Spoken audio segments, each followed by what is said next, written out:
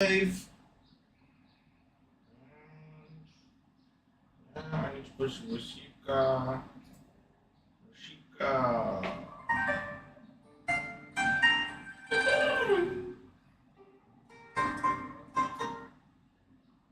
Bro, where's this?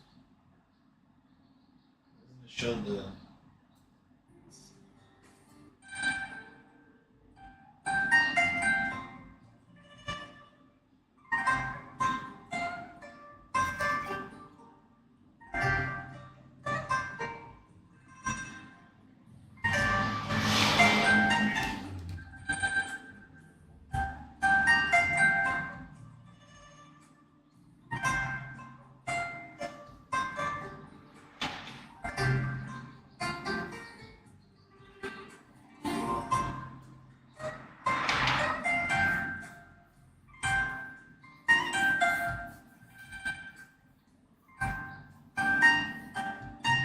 Why is it so loose?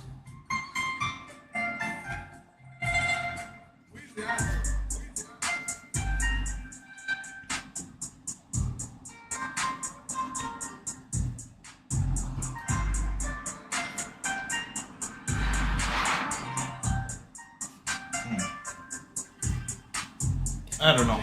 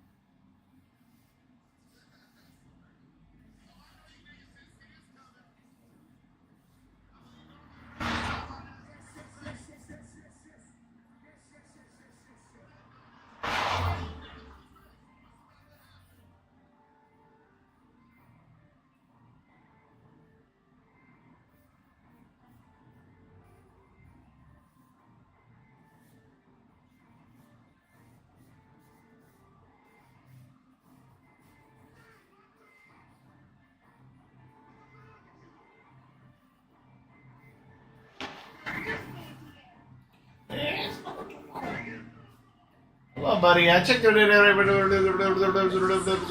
That's all I read, Hakeem. That's all I read. All I read was gibberish, bro. Be gone! What's up, guys? Still scribbling. Welcome, welcome. Yeah, daddy.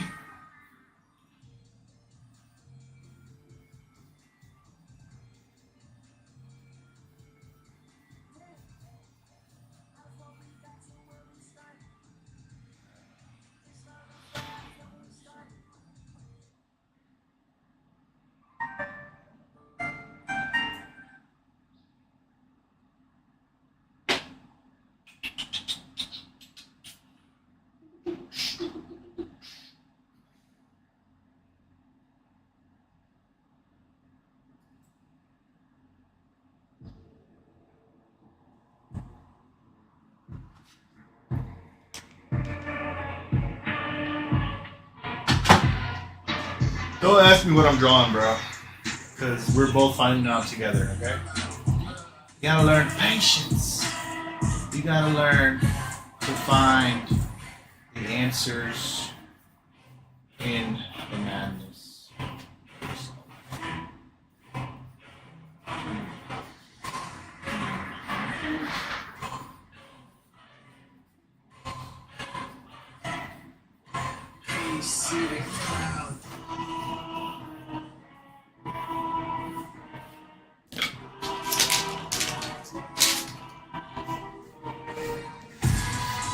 What I like to do is throw a bunch of lines on the page with very little intention. I'm looking for mostly just like what feels good. You know? Then I erase. I use my muted eraser. I look for interesting shapes after I left that little ghost mark of the drawing. And I keep building until something kind of clicks. So it's a very organic process. But very much not for people in the 21st century. Like, the attention span we have, they cannot handle this method. This method takes too long. It's too much. It's too organic.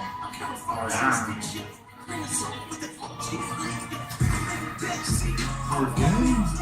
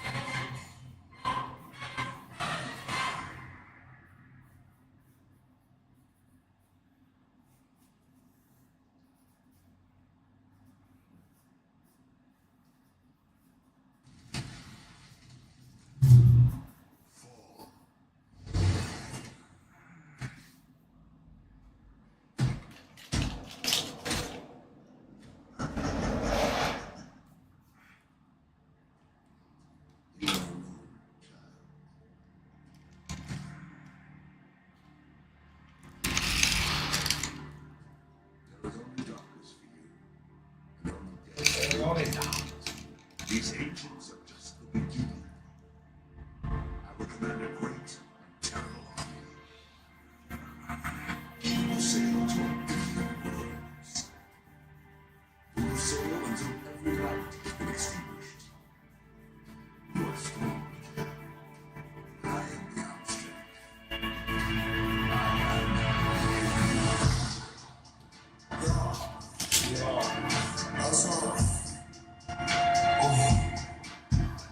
What's next? What's next? What's next? What's next? What's next? What's next? What's up? What's up? What's next? It's on me.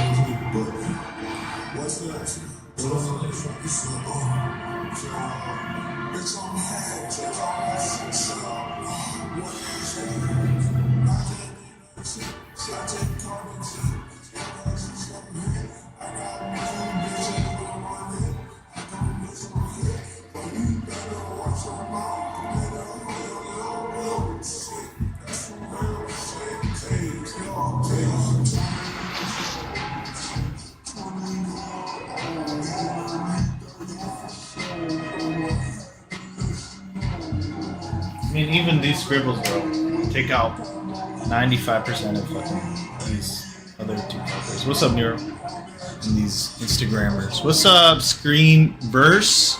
You should change the camera angle, bro. Yeah, I'm sorry, dude. On YouTube, Twitch, Facebook, the camera, unfortunately, it's got to be here because these other cameras I have are for Instagram, TikTok, and they're at a certain angle. Everything's at like a certain angle. I wish I had a better setup, you know.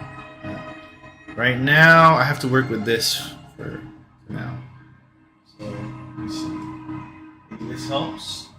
Do you want me to go horizontal for you? Screenverse? Let me go try that out. Maybe that'll be better.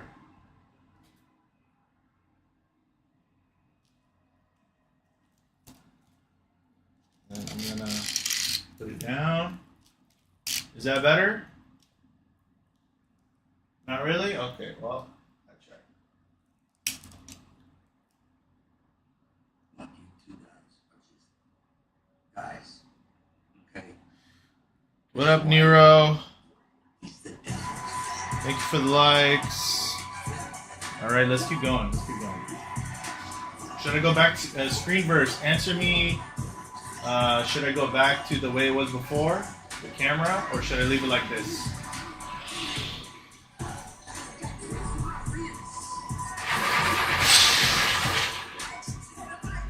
Ah! All right, sick. Let's keep going.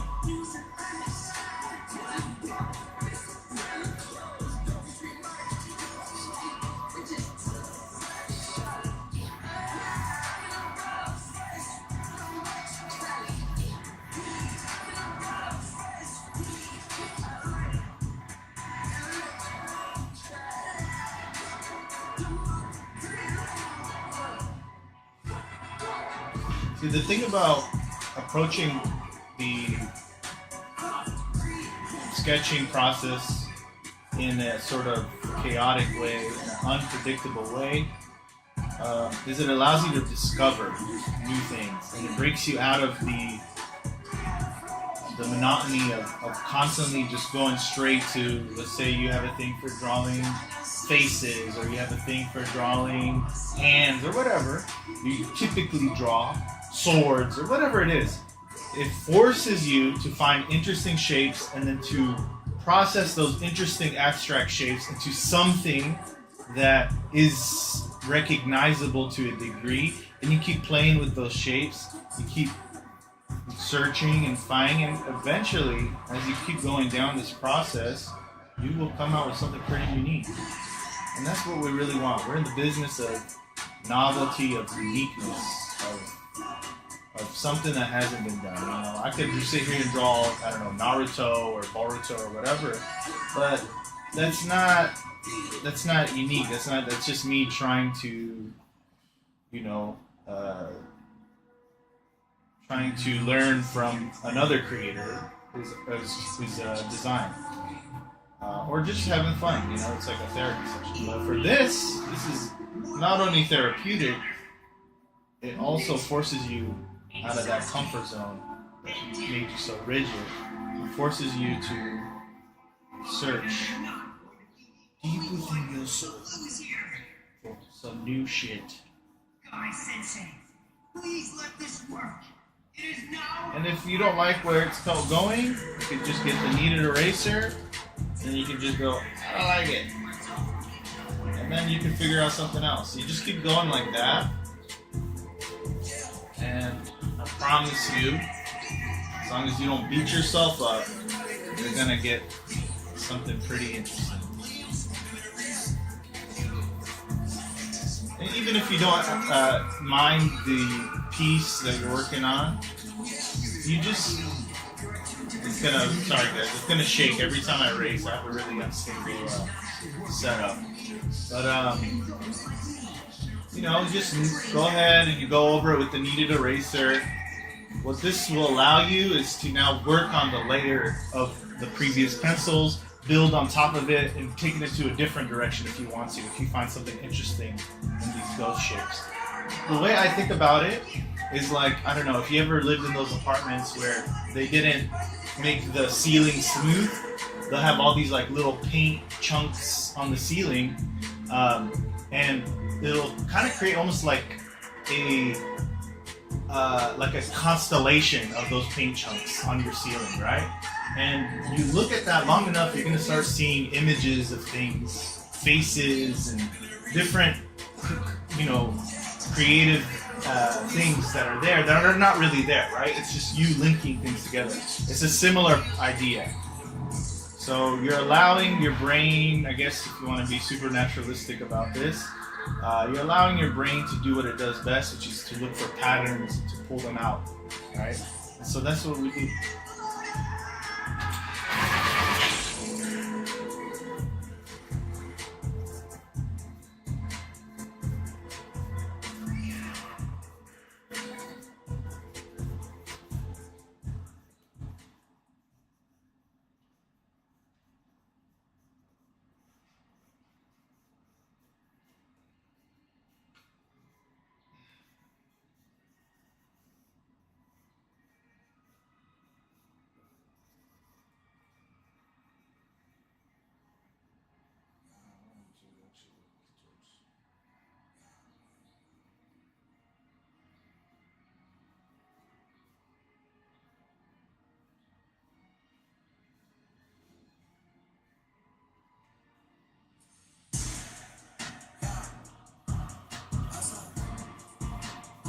So it looks like scribbles to you guys, for sure, I get you.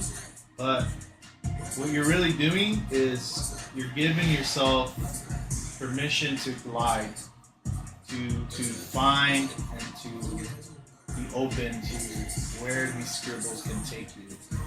And now it looks like some guy holding two swords, you know, it's looking a little too rational. It's okay, I'm okay with that. I can erase, build on top of it. Let's keep going.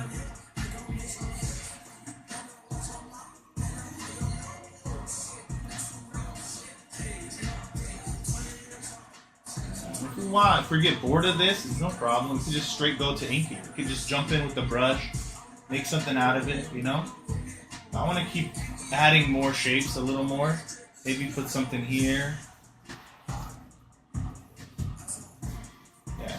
You see how I have no real intention. I'm just kind of like, okay, plotting the fucking line down, and I'm just going with it. What are you drawing though? Right now, it's just freestyle. We're just looking for whatever comes out. This guy right here looks like a character. This looks like another character to me. There's no intention. So think of this as unconscious art.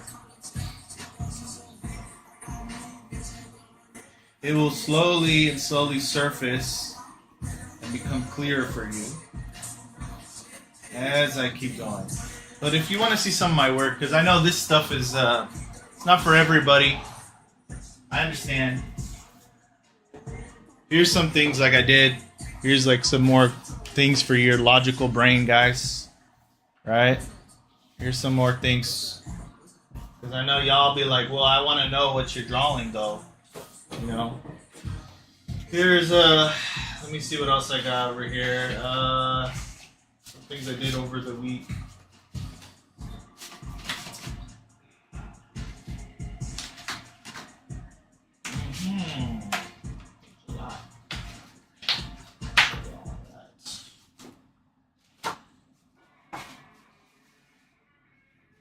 It was like another session we had. I was drawing this character. We're not done yet with this one. Here, see what else we got for you, bro. We got Lucy. She's a character from my story. You can see her. Still very sketchy right there, though, right? And it builds and builds and builds. And this is how you create art that from the very, very, very core is unique. Really has something like, what is that? But what is that though? That's what you want to make your viewers ask. You're like, okay, you want to give them enough to know what they're looking at, yeah. But you don't want to spell it out. You get what I'm saying? And so you kind of have to you build with your foundation of the drawing, that first layer. It has energy to it that's unique and maybe it doesn't make sense, and you build upon that, you're going to come out with something interesting.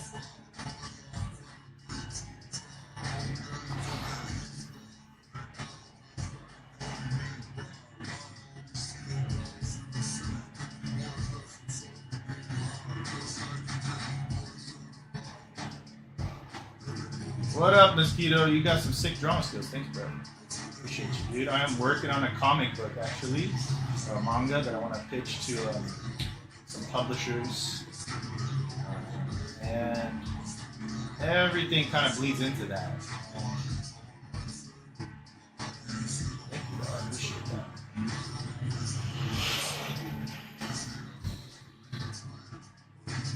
Thank you for the likes. Nero, you're a G, appreciate you. Alright, let's try to make sense of what we're doing now. Okay, I think we put in enough chaos where we can kind of build off of it. I'm going to erase this. So it's also not really preferential for me to like analyze like I am right now what I'm doing.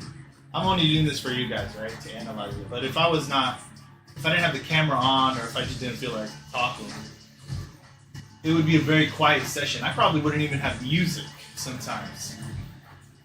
Reminds me of Murata. Oh, that's just a huge compliment, bro. Appreciate you, brother. Yusuke Murata, dude, he's a beast. He is a beast. He's amazing. He's a technical beast. But I will say, you're going to notice, just like Oda, Murata, he has this thing where a lot of his characters, they will have that same vibe, that same look in their eyes. There's not too much difference in the way they look, especially when it comes to like females, right? And this is true for Oda especially. Like all his females look like Nami pretty much, except like Robin and some few. He got better over the years over that, but it comes from a place of like, I have to produce, so I have to have a set way of doing things. That is something that most people, they don't care. They won't mind it, right? They'll be okay with it. But as an artist, that eats you in the inside. When you're following a sort of routine path, a set way of drawing a female character or a male character, you know, it's important to have consistency, but it's very important to break rigidity. You get what I'm saying? What are your dreams? My dreams. Well, I'll tell you my goals. My goals is to make this story and called Demonation, and to send it to the publisher soon once I'm done with the pitch book, and get in stores everywhere, get an anime and all that good stuff that comes with it out of it, and you know, wake people up all across the world. That'd be amazing. To get into Shonen Jump would be the best thing, weekly Shonen Jump, but I think Jump Plus is the future, to be honest. I don't think weekly Shonen Jump is gonna. I don't think it's gonna be as much of an international force as it was in the past. I think with the recent stuff that came out from weekly Shonen Jump, like a lot of it is sort of riding on the coattails of previous generations of intellectual properties like Naruto and One Piece and Bleach. The newer stuff that people are hyping up, it just isn't as good as that previous generation. And for me, you can see a clear decline. So I think Jump Plus is really where it's going to be popping off much more in the next generations coming forth, especially with the whole work schedule. They have a crazy work schedule. But people argue that actually contributes, even though you shouldn't want that. You don't want people to just throw their lives into this thing, you know? They should have vacations, and they should be, not be forced to create not back-to-back, week-to-week like that. People say that it has an effect on them in terms of the art, and things come out that wouldn't have otherwise. Only God knows it.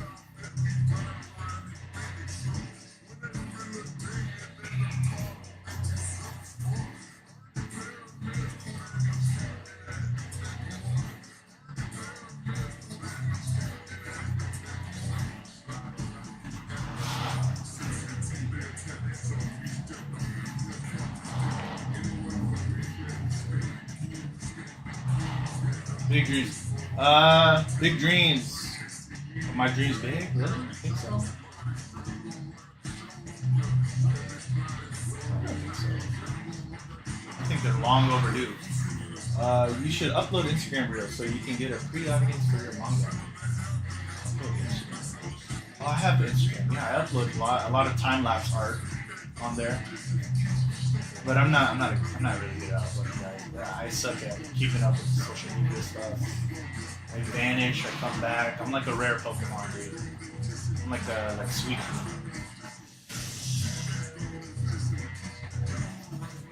Gotta get better at that. I don't know why.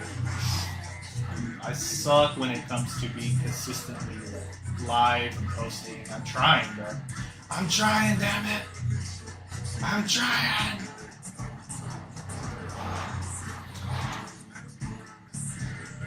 Alright, so notice this character right here I'm drawing. You can see his eye. Okay, now you can kind of tell. Okay, there's a face right here. He's got a weird looking mask. Thingamajigger right here. These are shapes I probably wouldn't come up with, with that initial jump. If I had a clear intention, what I wanted, I probably wouldn't come up with this kind of shape design, right? Because it's just so abstract. Like, I'm struggling to figure out what it even is. But it looks to me like it's some kind of mask he's wearing, and he's clearly a fighter type character, villain maybe even. So all this stuff, it's like a story being made with each line. With every line, with every shape you discover, it's some more of that story that you can create impromptu as you go.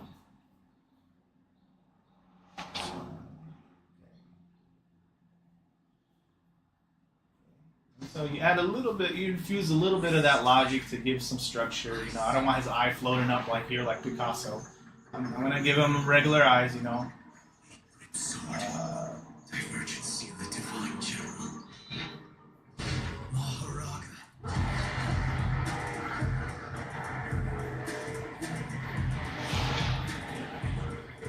I don't know. I don't think it's big dreams, brother. I think you have to ask yourself, if you had all the power to make any of these things happen, what would you choose, right, and why? And once you figure that out,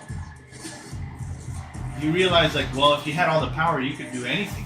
You could do even more than that. You could go even beyond what you think you want. You know what I'm saying? And that kind of puts everything into perspective, and it makes you realize that, well, this is just one dream.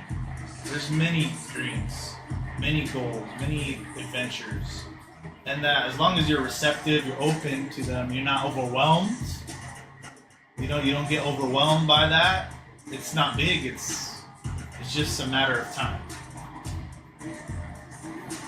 And wherever the chips fall, they fall. You know, you don't worry too much about that.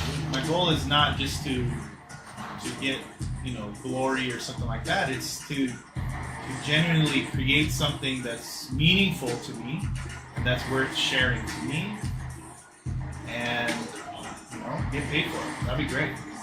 If I don't get paid for it, I'm going to do it anyways. You know, like, there's no. It just would be great for me to get paid for it. Then I don't have to go work at McDonald's. You know what I'm saying?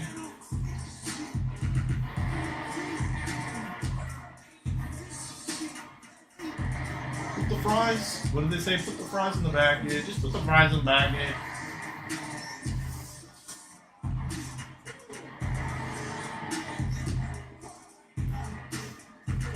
That's another thing, dude.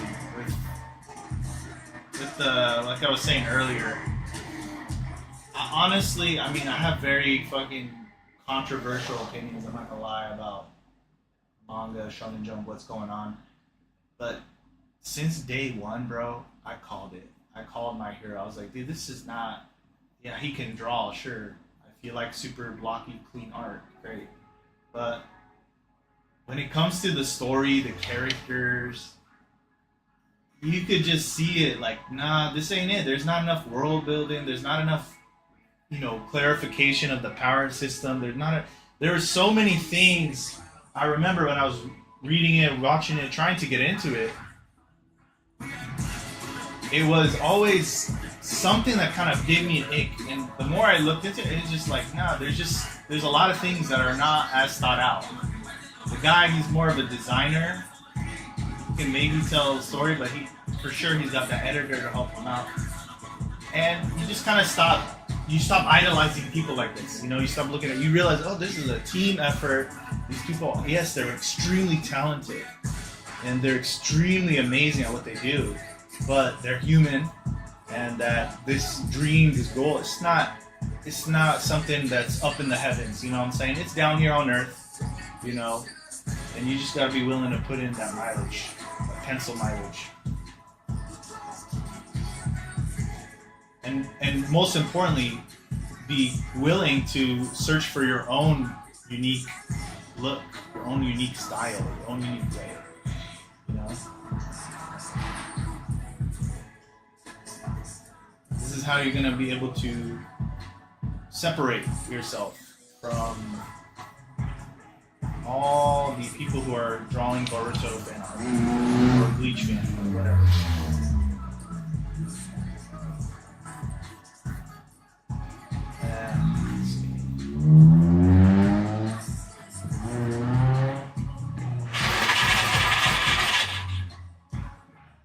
Apparently your determination and visions are greater than one goal.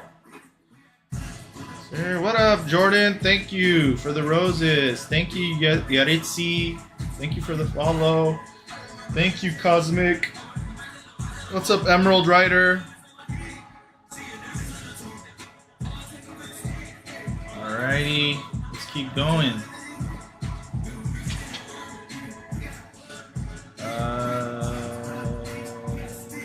Okay, yeah, we're good.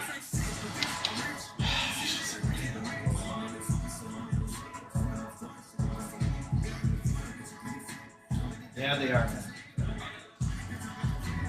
If I had to put my goal in one way, just one thing, it would be to spread as much truth as possible in the world, and do it through powerful art, through powerful storytelling, to get people to wake up from generation to generation, to like question authority, question all the control bitches in the world, basically, that want to subjugate humanity to do their will, you know, and to make people question the celestial dragons of the real world. That's what I would do. And to seek truth, to seek meaning in their life, and do all that, bro. All that good stuff. That's the goal. So that's my real goal, I guess you would say, if I had to summarize. It's to wake people up through my art, through my storytelling. As hugely as possible as I can. Okay, now we're getting into where are we going with this? So, interesting little squirrel thing right here. Let's actually kind of try to make this logical a little bit now. So you know, this is like his armor, so it looks like to me. This is shoulder pad, weird looking shoulder pads. Cannot make sense of it. It's okay. It's alright, everything's alright. Yeah. Let's see here, go down here. Okay, we got this character. Let's not worry about this guy. Let's do this character over here. Okay, interesting little hoodie like thing.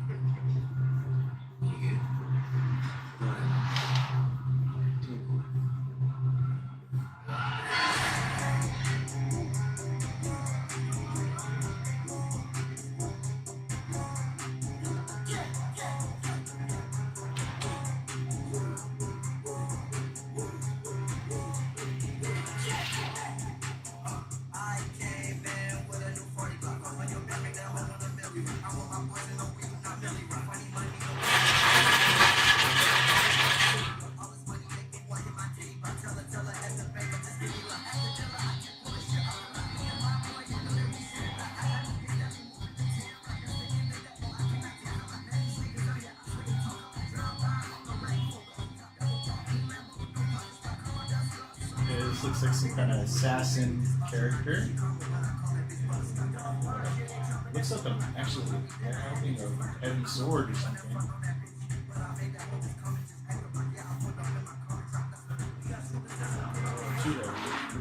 a scimitar. How do you say that word? Scimitar? Scimitar? And then that sword, that Arabian looking sword. Arabian Nights!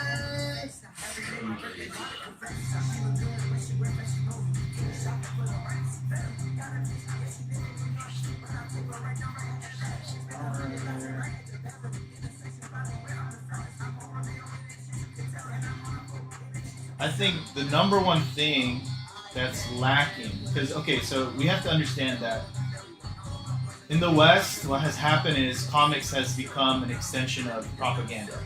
And it's more about remakes, if anything, and remaking things and turning that into propaganda.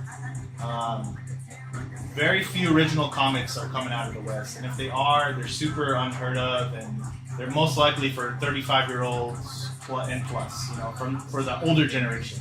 So you have a huge generation that's been going to Shonen Jump, to Kodansha, to get their original comics from. But now we're running into another issue. If you pay attention, you're gonna find that a lot of what's coming out from them over there it's a lot of sort of femboy-looking characters, sort of like, you know, everybody kind of looks similar. There are series that are unique for sure, but they're more gimmicky or they're more experimental.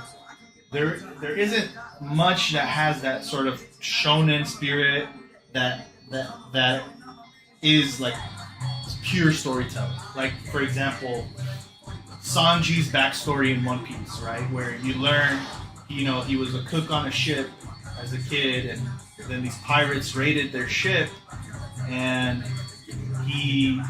there was like a storm, and the ship basically sank to the bottom of the ocean, and Sanji, he wakes up on an island in the middle of the ocean with no food, no nothing, with the captain of those pirates that raided them, and he's thinking the whole time that's his enemy. That's his. He has to like hate this guy, and that this guy is being cruel to him. And I don't want to spoil it, but when you find out the truth about that, he gave basically all the food to Sanji, and that he chose to, spoiler alert. I'm gonna have to say it. Sorry, guys. He chose to eat his own freaking legs just to allow Sanji to get more food. He ate all the food. That, when I saw that, it was like, whoa, this is storytelling right here.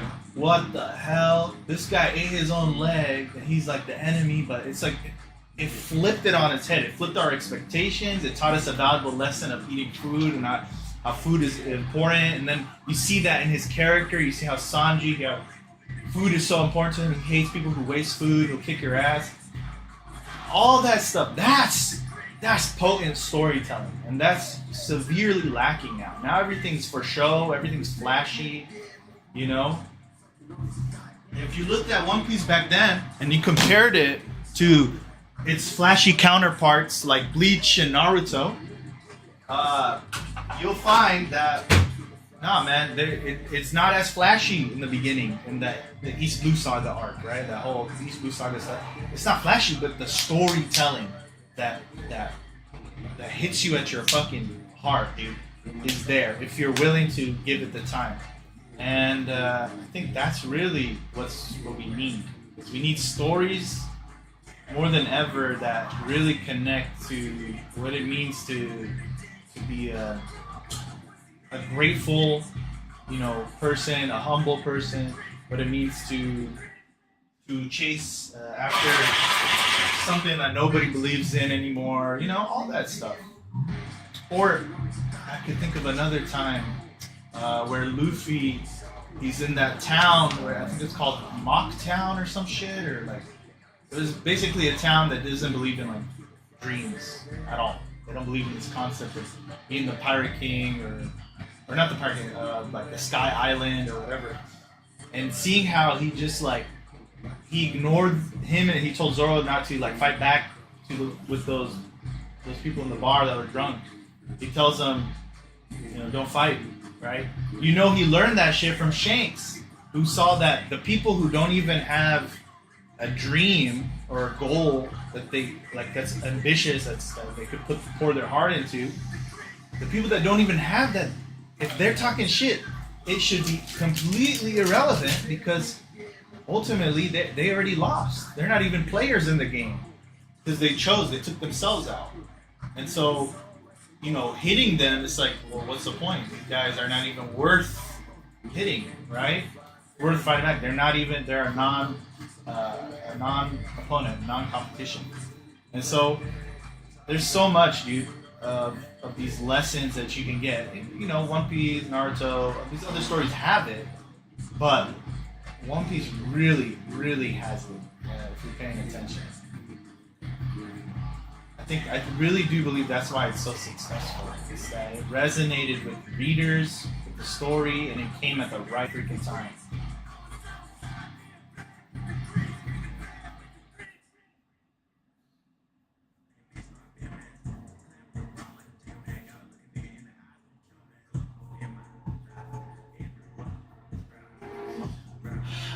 So I want to try to make stories like that.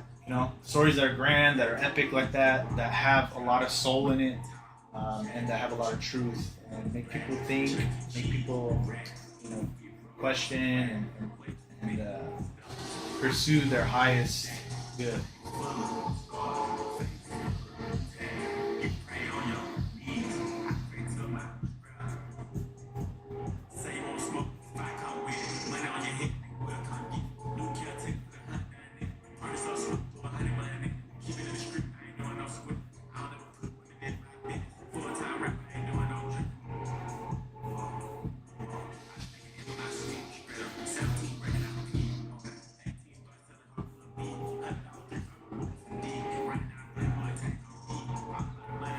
So right now I have no attachment to what I'm drawing. I have no attachment to the direction I'm going in. I'm just sort of like allowing the drawing to draw itself almost in a strange way. And you know, I put down some lines earlier that I'm kind of just clarifying a little more to see what is it that I'm doing here. Looks like he's got some kind of jacket, blazer, armor thing going on.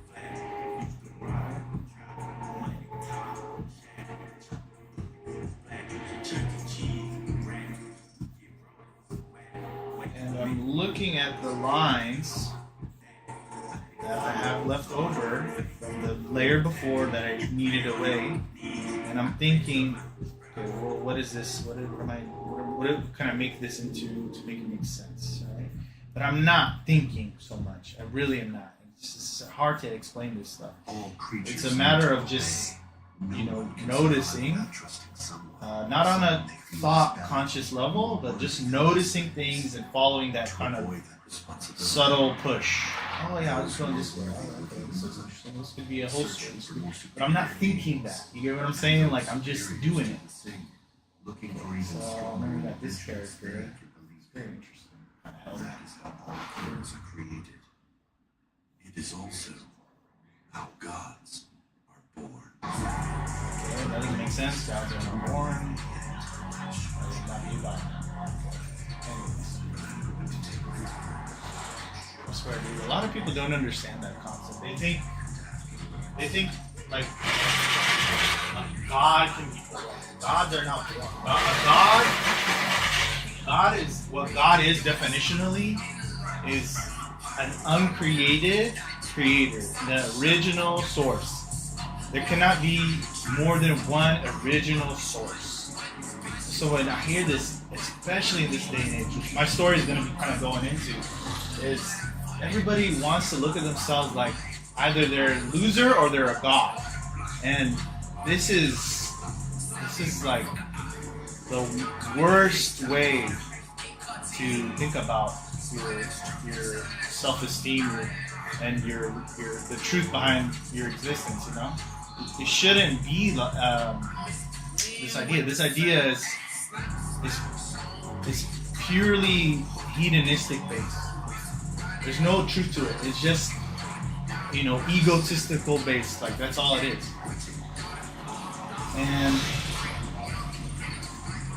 what you see in music, what you see in media, is this push towards people sort of worshiping themselves. They're really worshiping money and the things you can buy with money and showing that off. There's something wrong, for sure. There's something wrong with the way we become. And so many issues we have to do with our inability to realize, for the most part, that we are not the ultimate source of life. That life is, we're very much a part of it. And we're not here to subjugate it, to dominate it. We're here to let it flow and grow in the right direction into the next generation. But once people learn that they have power, once they learn this, they're going to start becoming extremely arrogant, even more arrogant than they are now. And the arrogance is going to come with entitlement. Entitlement's going to come with a lot of bloodshed.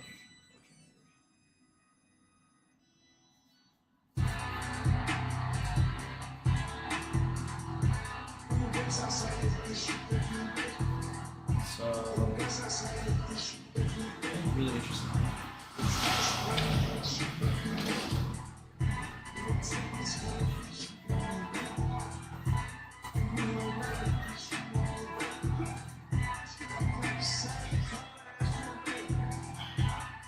One thing to pay attention to when you're drawing is shape relationships.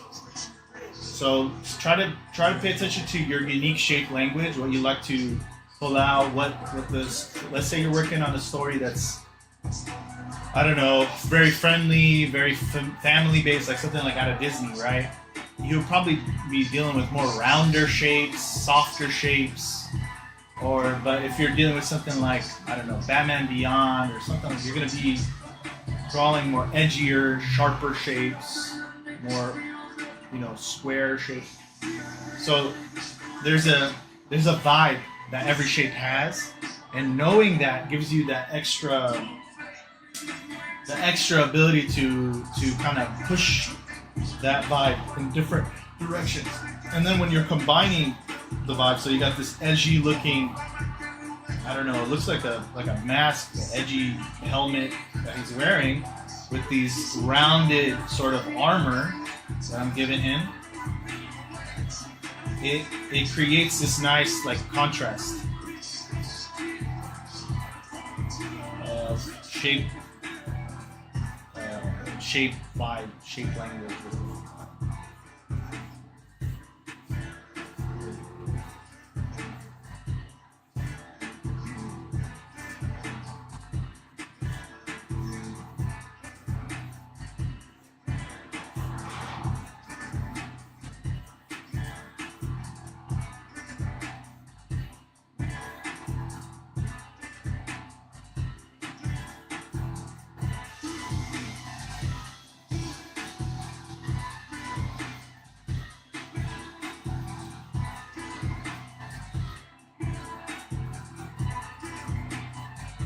The number one thing I'm concerned with, besides the truth, when it comes to drawing and all this stuff, is being liberated from the trap of I have to draw, I have to do this face to know where the head is, the mouth is, and I have to, we see this needs to be, no, we don't do that. We don't need to do that.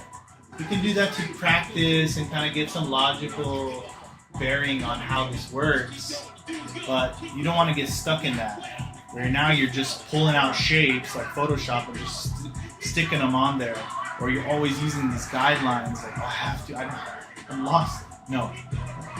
So you want to be liberated, you're going to have to get away from that. You're going to have to go and embrace the line. Because in every line, there's so many possibilities. You can go in this direction, you can go in this direction, you can go and make it this. You can do so much with the line. And when you start playing with that, and you start getting comfortable with line, and not worrying about, oh, is it perfect? Is it beautiful? Is the art?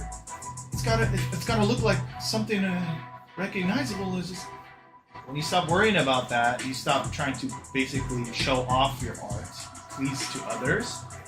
That's when you're gonna start coming out with some cool shit, man, some original shit, because you've now liberated yourself from the preconceived notions of I have to draw using these guidelines and using shapes. It's important to know the shapes, and know a little bit of it, but don't become a vegetarian of shapes. You get what I'm saying? Do not become a shapeitarian. Explore. Allow yourself to get familiar with the flow of the line, where it goes, what shapes you can create from this line. And don't be so conscious in the beginning. Be loose, free. And scribble. Don't fucking worry, dude. Even these scribbles, they look interesting. You see what I'm saying? They're not useless. Oh, this is trash. Look at scribbling. No. It's got a look. It's got a nice, sketchy style to it. You can erase it with a kneaded eraser. Stretch these. You should get these, by the way. If you're an artist, you should get these. Kneaded erasers. I recommend Prismacolor kneaded erasers. The best ones, to be honest, that I've worked with. Is you can now pick up that graphite you put down. Once again.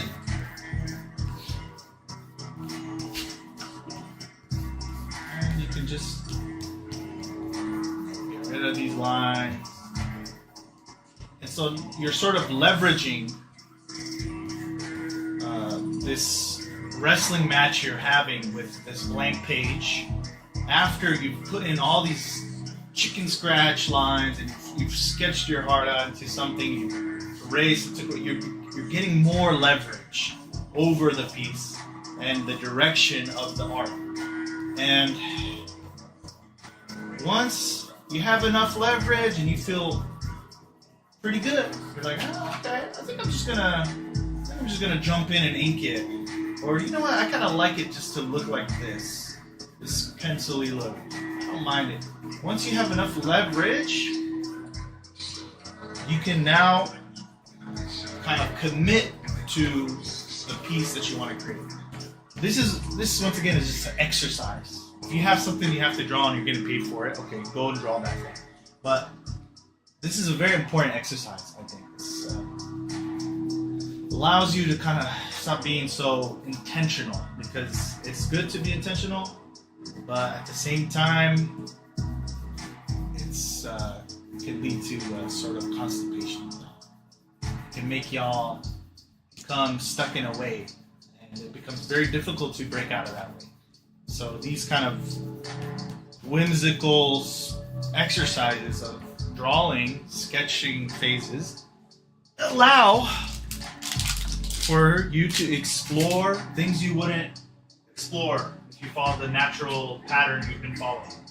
Not natural, but pattern you've been following. Once I put some black, let's see, I'm just gonna go with the brush. What I'm gonna do, actually, I'm gonna end the stream after I just outline. I need to go to the bathroom, but I will do the outline, and then I think we got our exercise in for this. We're already going over almost an hour.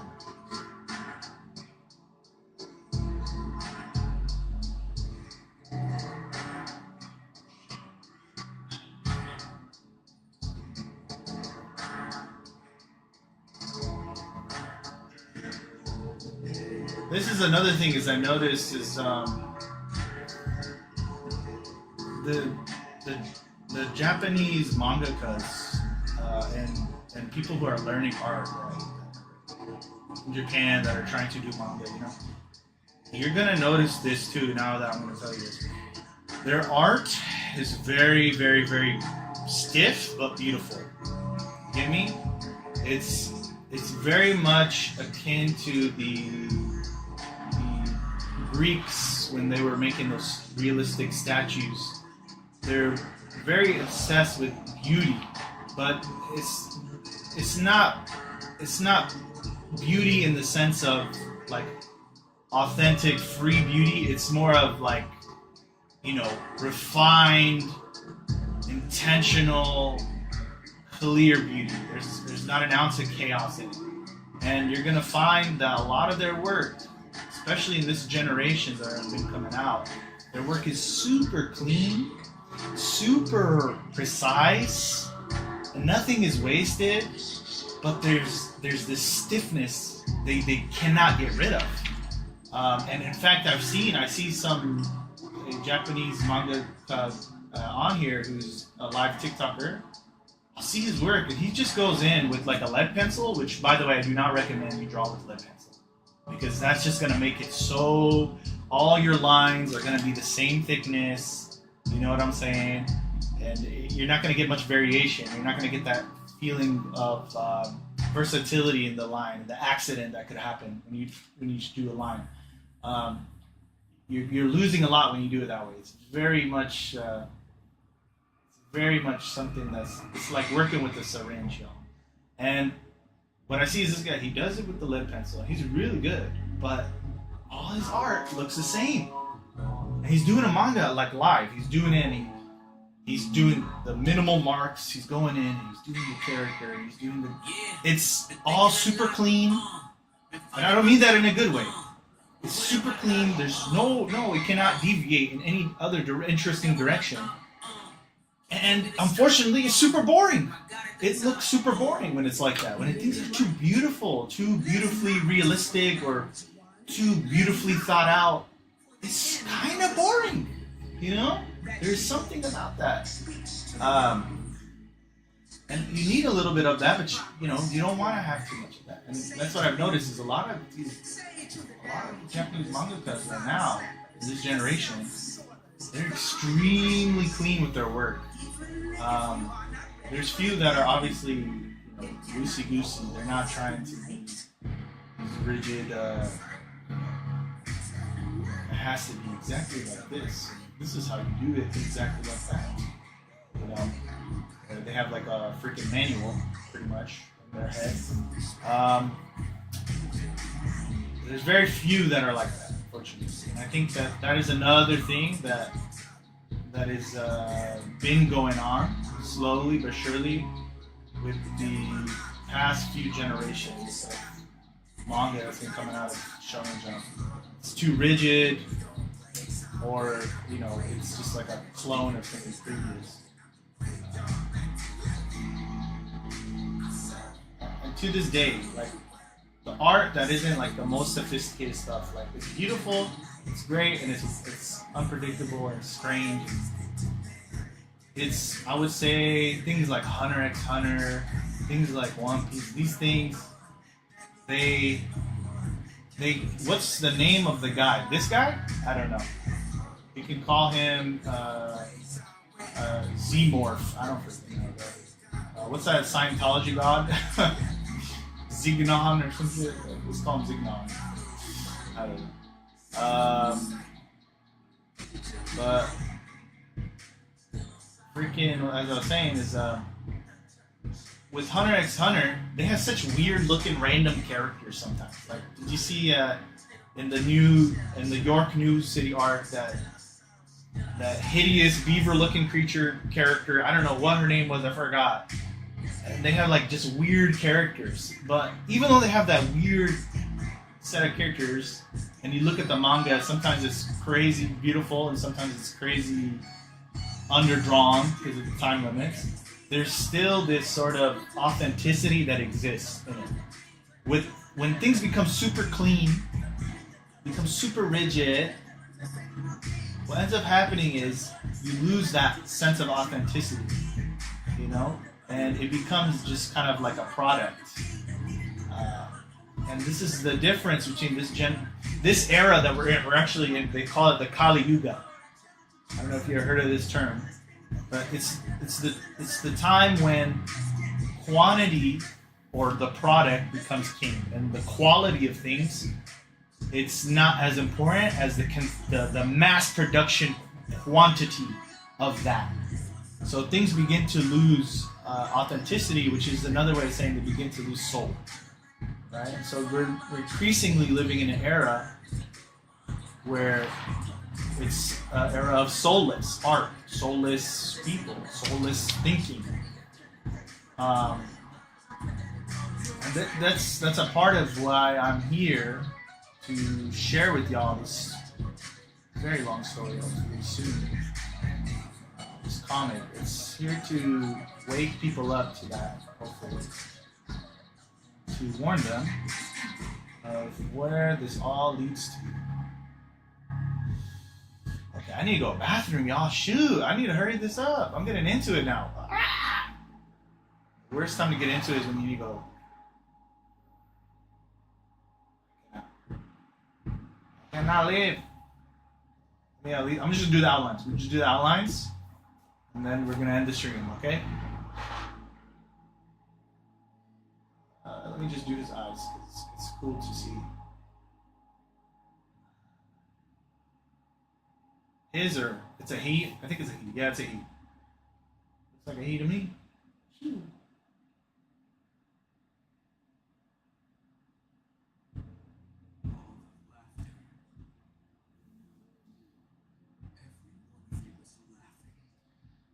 So that's what's going on, y'all. Especially when it comes to manga. It's manga. A lot of it has lost a lot of its soul, and a lot of people aren't going to recognize this, unfortunately, because most of them are don't even have belief in a soul. But if you want to talk about it in naturalistic terms, most of manga has lost a lot of its authenticity. There's very few stuff like Sakamoto Days is great, but I'm gonna be honest with you. It's more of like kind of like another One Punch Man thing. You get me? I was just reading it actually. Or something. It's hilarious. It's awesome, but it's more of a gimmicky kind of story. You get me? It's not about the deep storytelling. Dan to Dan, really bizarre, really cool. I love the way that it's so off the wall, but at the same time, the storytelling, it doesn't go beyond like the guy doesn't have friends and he doesn't know how to make friends and this yada yada. Okay, what happened to Chef Zeph eating his own legs so Sanji could freaking survive potentially on that stranded island? You know what I'm saying? Even though he was a captain of the ship that raided, even though he didn't have to do that, even though he was known for his freaking kicking style, he ate his own freaking legs to allow this person to live. And then that instilled this great respect that he has for not only Zeph, but for life and food that Sanji has, which makes him such like a great character, besides the simping. It's funny, but it's overdone sometimes. What happened to things like this? You know what I'm saying? Like, you don't really get it as much in these new stories.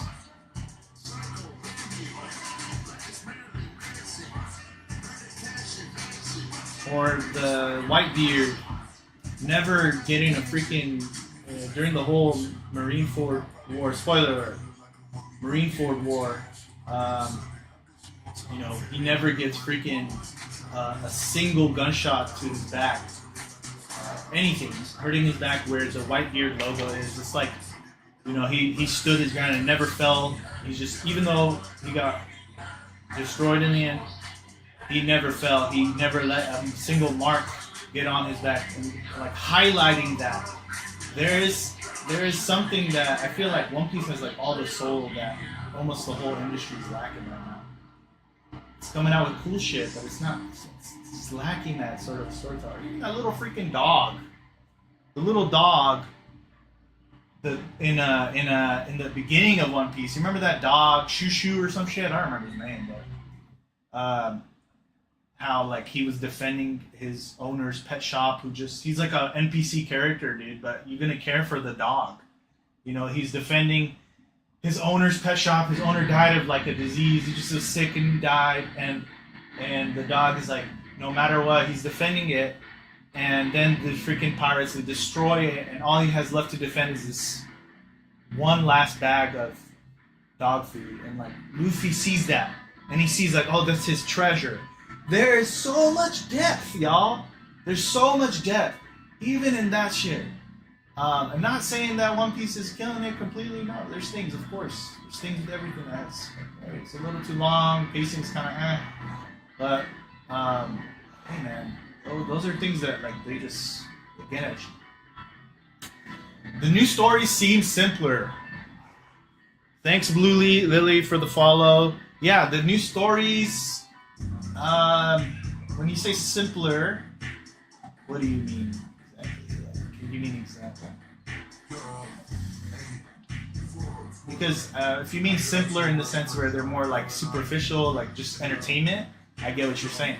But these stories they're pretty complicated in terms of like just the general idea of what it's about. For example, Dan to Dan. It's about a girl who's trying to prove that the occult is real, or ghosts are real, and her friend who doesn't believe in that, and he's trying to prove to her that aliens are real, but she doesn't believe in it.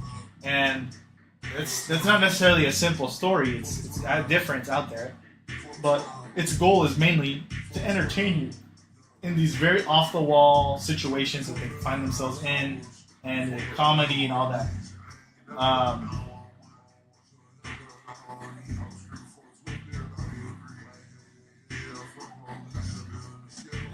And I don't think you need an abstract, crazy concept to really tell an amazing story. I think where the amazingness of a story comes from, it comes out of if there's that authenticity, if there's that soul in there where people can be like, that's real. Shushu defending that last bag of dog food because it represents his owner and how he was loyal to his owner and was the only one there to protect the shop. You know what I'm saying, John? Hey, that's real. Even though it's just like a little dog, and that you're not gonna even remember for the next 1,000 episodes. You're not gonna. It's not gonna have more relevance than that little part.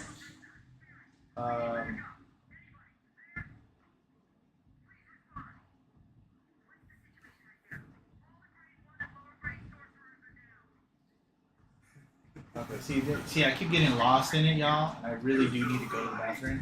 All right, I'm gonna have to end the stream because this is not gonna. I'm not gonna be able to outline this before I shit myself, y'all. So I'm gonna go. I'll be back to do another stream. We're gonna be doing a little more intentional work once I'm back. I gotta finish things for the pitch book, which I will be live streaming. We'll be doing some character art. I really need to lock in today and like get finished colored pieces of the character art that I'm missing, and you'll be able to see that on the live. So I appreciate y'all joining me then. It'll be probably in the next hour to 2 hours that I'll go live again.